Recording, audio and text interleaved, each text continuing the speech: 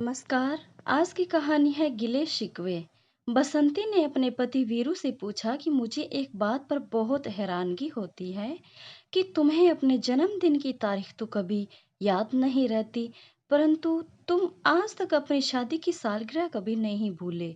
वीरू ने भी थोड़ी चुस्की लेते हुए कहा कि कोई भी समझदार आदमी कभी भी अपने बुरे दिनों को नहीं भूलता। इसी के साथ वीरू ने अपनी पत्नी से कहा कि मुझे सबसे पहले तो यह बताओ कि तुम हमेशा मुझसे यहाँ मूर्खों जैसे उल्टे सवाल क्यों पूछती रहती हो।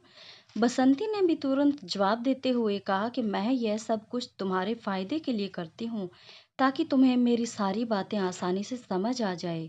बसंती ने अपनी बात जारी रखते हुए अपने पति से कहा कि क्या तुमने कभी सोचा है कि अगर मेरी शादी किसी और से हो जाती तो तुम क्या करते? वीरू ने बिना सोचे समझे कहा कि मैं इतना स्वार्थी नहीं हूँ कि दूसरे लोगों का खामखा बुरा सोचूं। बसंती ने कहा कि अब तो सारा दिन तुम्हारे गिले शिकवे ही खत्म नहीं होते, जबकि शादी से पहले तो दिन रात बस एक ही राग गाते थे, आई लव यू जाने मन। अभी मत जाओ, मैं तुम्हें बहुत प्यार करता हूँ। अच्छा यह बताओ कि फिर मिलने कब आओगी? वीरू ने भी करारा जवाब देते हुए कहा कि तुम भी तो शादी के समय मुझे हीरो नंबर वन कहती थी और अब कुली नंबर वन बनाकर रख दिया है। मैं इस बात से इनकार नहीं करता कि शादी से पहले मैं तुम्हें आई लव यू कहता था, लेकिन अब क्या तुमने खुद को कभी ढंग से आईने में देखा है जिसे मैं आई लव यू कहता था?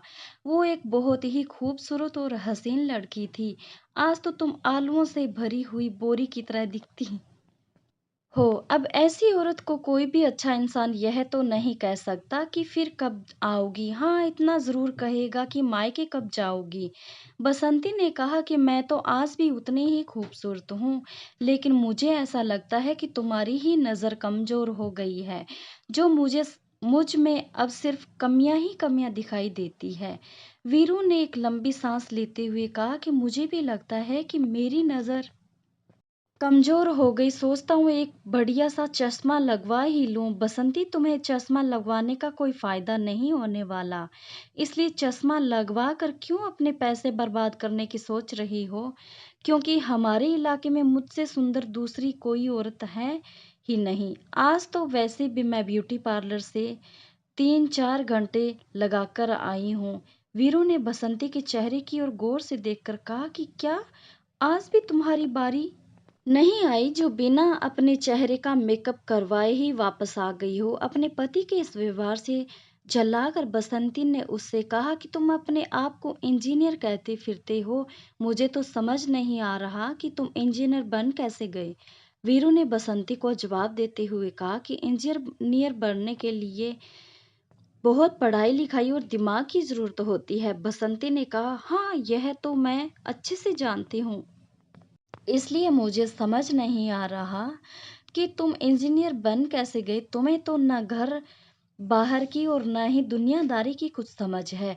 अभी वीरू बसंती के यह आपसी गिले शिकवे चले ही रहे थे कि बनवारी काका नाश्ते की ट्रे लेकर कमरे में दाखिल हुए। घर के माहौल की गर्मी को महसूस करते हुए बनवारी काका ने वीरू से कहा कि आप लोगों ने जितनी पढ़ाई लिखाई की हुई है उसके सामने मेरी औकात नहीं है कि मैं तुम्हें कुछ भी परामर्श दे सकूं, लेकिन आप दोनों के बीच में होने वाले हल्के फुल्के गिले शिकवे एक बड़े तूफान के आने की चेतावनी देने लगे हैं।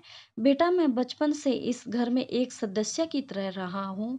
अब इस घर पर के बुजुर्ग तो रहे नहीं, लेकिन मैं खुद को तुम्हारा बड़ा मानते हुए तुमसे कुछ कहना चाहता हूँ। यदि तुम्हें मेरी बात बुरी लगे तो फिर चाहे मुझे तुम काला पानी भेज देना। वीरू ने बनवारी काका को अपने पास सोफे पर बिठाते हुए कहा कि आपको पूरा हक बनता है।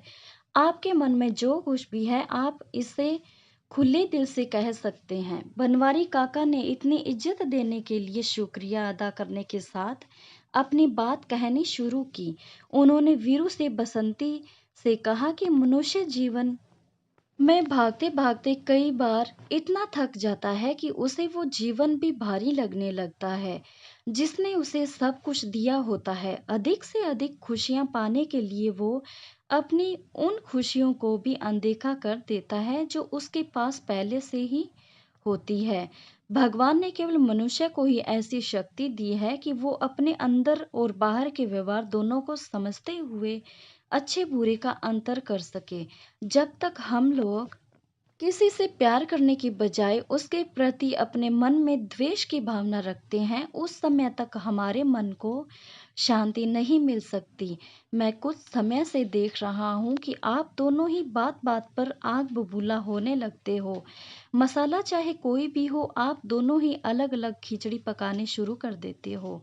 बेटा, अब तो मेरी भी उम्र ढलने लगी है, इसलिए मैं केवल दिखावे के लिए नहीं, बल्कि सच्चे दिल से यह कहता हूँ कि किसी से मित्रता या शत्रुता हमारे व्यवहार पर ही निर्भर करती है, क्योंकि हम अक्सर उस व्यक्ति को अपना मित्र मान लेते हैं जो हमारी बात का समर्थन करते हुए हमारा साथ देता है।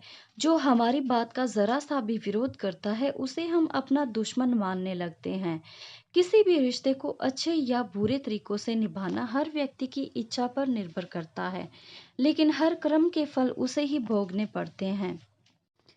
बनवारी काका की राय को दिल से कबूल करते हुए जोली अंकल इस बात को अच्छे से समझ गए हैं कि यदि आप समय रहते हुए फालतू की शिकायतों को खत्म नहीं करते तो फिर यही छोटी छोटी बातें आपको खत्म कर देती है।